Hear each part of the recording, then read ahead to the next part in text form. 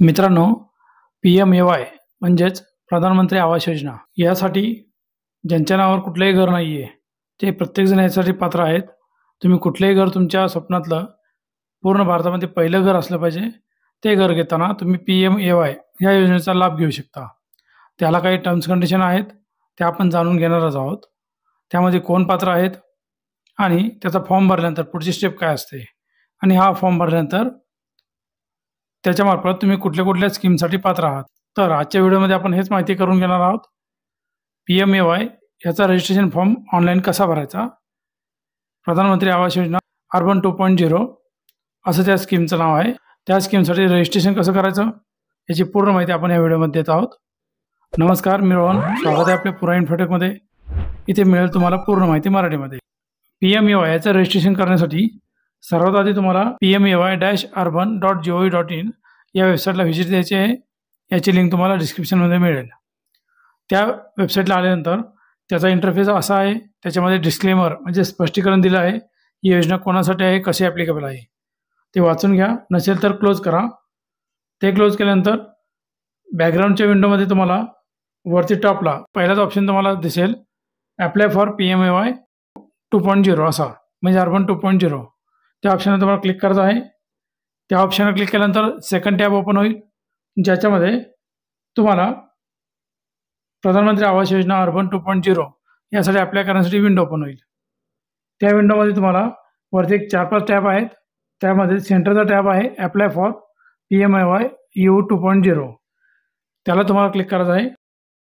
त्याला क्लिक केल्यानंतर तुम्हाला अजून एक दुसरा टॅब ओपन होईल, ज्याच्यामध्ये त्याची पूर्ण माहिती असेल. ती पूर्ण माहिती तुम्ही वेळ असेल तर वाचून घ्या. स्क्रोल डाऊन खाली केलं, शेवटला ते सर्व इन्स्ट्रक्शन वाचून क्लिक टू प्रोसीड असं एक बटन आहे. त्याला क्लिक केल्यानंतर तुम्ही पुढील विंडोवर जाता, ज्या विंडोमध्ये तुम्हाला त्यासाठी लागणारी कागदपत्रे रिक्वायर्ड डॉक्युमेंट असं एक कॉलम आहे. त्याच्यामध्ये तुम्हाला पूर्ण डॉक्युमेंटची लिस्ट आहे, ज्याच्यामध्ये तुम्ही बघू शकता. इथं महत्त्वाचं तुम्हाला आधार कार्ड लागणार आहे. ज्याच्या नावावर तुम्ही फॉर्म भरताय, हे रजिस्ट्रेशन करताय, त्या माणसाचं आधार कार्ड लागेल. त्याचं नाव आधार कार्डनुसार असलं पाहिजे आणि डेट ऑफ बर्थ, या तिन्ही गोष्टी महत्त्वाच्या आहेत. त्याचबरोबर तुम्हाला त्यांचं एक चालू बँक पासबुक लागणार आहे, ॲक्टिव्ह बँक पासबुक, ज्याच्यामध्ये तुम्ही व्यवहार करू शकणार आणि ज्याच्यामध्ये तुमचं पेमेंट देखील येऊ शकतं ह्या स्कीमचं. तिसरा आहे इन्कम प्रूफ सर्टिफिकेट. जसं ही योजना 3 लाखाच्या आतमध्ये आहे अर्बनसाठी, त्यामुळे 3 लाखाच्या आत उत्पन्न लागणार आहे. आणि कास्ट सर्टिफिकेट जर कास्टमध्ये असेल तर, आणि लँड डॉक्युमेंट जर BLC या स्कीममधनं तुम्ही अप्लाय करत असाल तर. BLC नसेल, APH वगैरे असेल, ते पुढे कळेल तुम्हाला. तर तुम्हाला लँड डॉक्युमेंटची गरज नाही आहे. हे झाले डॉक्युमेंटची लिस्ट. इंग्लिश आणि हिंदी दोन्हीमध्ये आहे. ते बघून घेतल्यानंतर प्रोसीड बटन क्लिक केल्यानंतर एलिजिबिलिटी चेक. पहिल्या पॉईंटमध्ये तुम्हाला उत्पन्न टाकायचं आहे. तुमचं जे काही उत्पन्न दाखला तुमच्याकडे असेल, म्हणजे 3 लाखाच्या आतमध्ये असणं कंपल्सरी आहे, ते इथे मेन्शन करायचं आहे. त्याच्यानंतर सिलेक्ट मेन्शन कॉम्पोनंट, जसं मगाशी बोललो BLC, APH, ISS, हे तिन्हींचं मिनिंग वेगळं आहे. तुम्ही BLCमध्ये असेल तर तुम्ही स्वतः तुमच्या जागेवर घर बांधताय, APHमध्ये असेल तर तुम्ही एखाद्या स्कीममध्ये घर घेताय. तर आता जसं तुम्ही म्हाडा स्कीम किंवा सेक्टर 12 किंवा पंतप्रधान आवास योजना डुडुळगाव या स्कीम ज्या आता निघल्यात, त्याच्यासाठी तुम्ही APH याच्यातून अप्लाय करायचं आहे. त्यामुळे तुम्ही APH सिलेक्ट करा.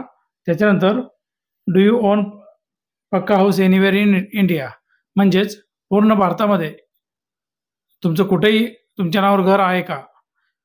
इथे जर तुम्ही येस केलं तर तुम्ही स्कीमसाठी ॲप्लिकेबल नसता, त्यामुळे तुम्हाला नो करावं लागतं. पण लक्षात घ्या, तुमच्या नावावर कुठेही घर असेल, ह्या स्कीममध्ये फॉर्म न भरलेला बरा आहे. कारण तुम्ही जरी ट्राय केलं तर पुढे जाऊन ते रिजेक्ट होतंच. त्यामुळे तुमच्या नावावर घर असेल तर तुम्ही फॉर्म भरू नका. खरं तुमच्या नावावर घर नसेल तरच फॉर्म भरा. त्यामुळे तर नो करा. त्याच्या पुढे पॉईंट आहे, मागील 20 वर्षामध्ये तुम्ही अशा कुठल्या योजनेचा लाभ घेतला आहे का. तुम्ही येस नो तुमच्या सोयीनुसार जे तुमचं ॲप्लिकेबल असेल ते करा. ते झाल्यानंतर ब्ल्यू बॉक्समध्ये इलिजिबिलिटी चेक असं ऑप्शन आहे, त्याला क्लिक करा. म्हणजे तुम्ही इलिजिबल आहे का नाही ते दाखवेल आणि पुढील विंडोला घेऊन जाईल. पुढील विंडोमध्ये तुम्हाला आधारचा कन्सेंट फॉर्म आहे, ज्याच्यामध्ये तुम्हाला आधार नंबर आणि आधार कार्डनुसार जे नाव आहे या दोन्ही पॉईंट टाकणं गरजेचं आहे. खाली कन्सेंटच्या टिकमार्कला क्लिक करा आणि जनरेट OTP या बटनाला क्लिक करा. त्यानंतर तुमच्या आधार कार्डाचा मोबाईल नंबर लिंक आहे, त्याच्यावर एक OTP येईल. तो OTP इथं एंटर करा आणि सबमिट करा.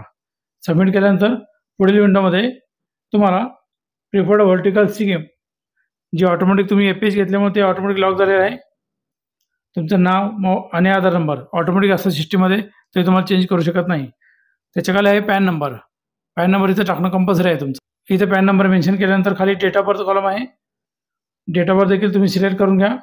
डेट ऑफ बर्थ झाल्यानंतर खाली जेंडर आहे मेल फिमेल. तुमचं जे काय असेल जेंडर मेल फिमेल ज्याच्या नावावर तुम्ही अप्लाय करताय त्यानुसार सिलेक्ट करून घ्या.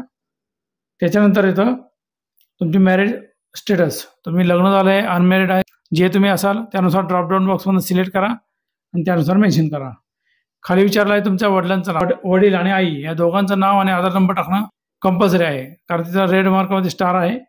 पण समजा तुमचे आई वडील कोणी नसेल तर तुम्ही एक्सपायर वाले मेन्शन केलं तर तिथं टाकायची गरज नाही आहे, ऑटोमॅटिकली तुमचा ऑप्शन लॉक होऊन जाईल. जर असतील तर टाकणं कंपल्सरी आहे, त्याला तुम्ही स्किप करू शकत नाही. वडिलाचं नाव आणि त्याचा आधार नंबर, त्याचप्रमाणे आईचं नाव आणि आधार नंबर या दोन्ही गोष्टी प्रॉपरली टाकून घ्या. पुढे आहे तुमचं एम्प्लॉयमेंटचं स्टेटस. तुम्ही जॉब काय करता, तुम्ही स्वतः एम्प्लॉयड आहेत का सॅलरीड पर्सन आहात ते सिलेक्ट करा.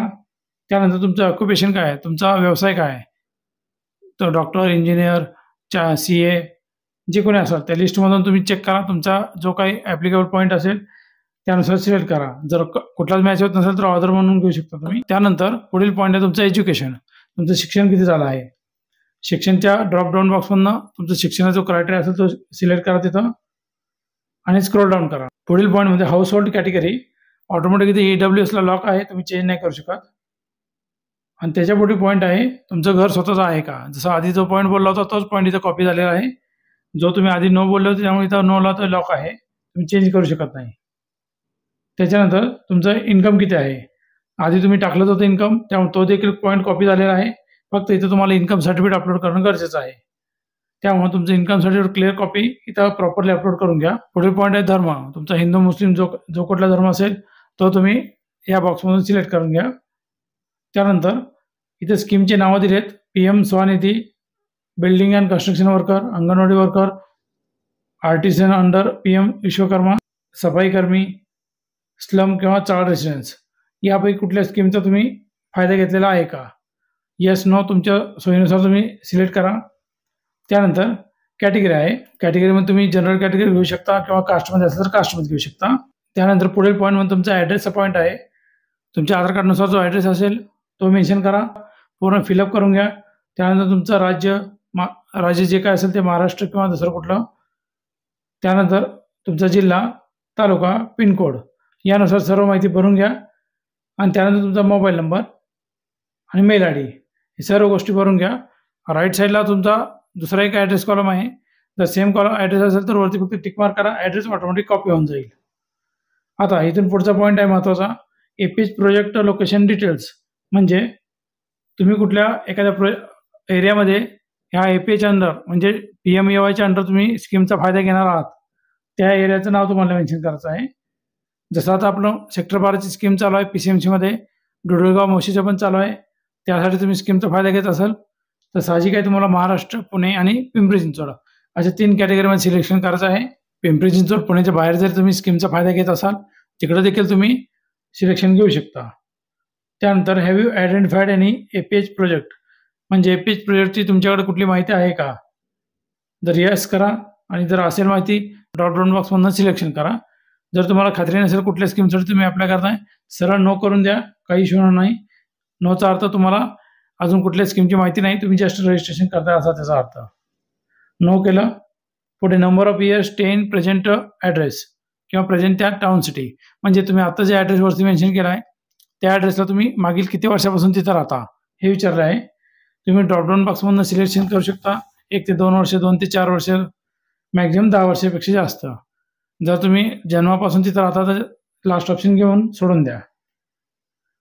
प्रेझेंट हाऊस ओनरशिप रेंटेड असंही मेन्शन करू शकता, किंवा तुम्ही ओन जरी केलं तरी PMAY याचा तुम्ही बेनिफिट आधी घेतलेला नसला पाहिजे, तर तुमच्या पुढच्या घरासाठी तुम्हाला त्याचा बेनिफिट घेता येईल. त्याच्यानंतर पुढील पॉईंट आहे फॅमिली मेंबर डिटेल्स. जसं आपण वरती ॲप्लिकंट, त्याचे आई वडील यांची माहिती भरली होती, सेम डेटा तुम्हाला खाली कॉपी झालेला दिसेल, तो तुम्ही चेक करून घ्या. जर ॲडिशन करत असेल तर त्याच्यामध्ये तुम्ही ॲडिशन देखील करू शकता. ॲड या बटनावर क्लिक करून प्रत्येक कॉलमनुसार माहिती भरून त्यांचं नाव, date of birth, Aadhaar number, त्यांचं रिलेशन ह्या गोष्टी मेन्शन करून प्रत्येक फॅमिली मेंबरचं नाव ॲड करू शकता. तुमच्या सोयीने ॲड करायचं असेल तर करू घ्या. त्याच्या पुढे आहे तुमचा बँक डिटेल. जसं आधी बोललो होतो आपण, तुमचं चालू खातं लागणार आहे. त्याच्यामध्ये तुमचा अकाउंट नंबर 2 वेळा एंटर करायचा आहे आणि तुमचा IFSC कोड. या तिन्ही गोष्टी व्हेरीफाय करून गेट बँक डिटेलला क्लिक करा. IFSC कोडनुसार तुमची बँकचं नाव आणि त्यांची ब्रँच ऑटोमॅटिक येईल. ते चेक करून घ्या. ओके असेल तर पुढील प्रोसेसला जाऊ शकता तुम्ही. जसं मग अशी विचारलं होतं, वेगवेगळ्या स्कीमचा तुम्ही फायदा घेत आहात का?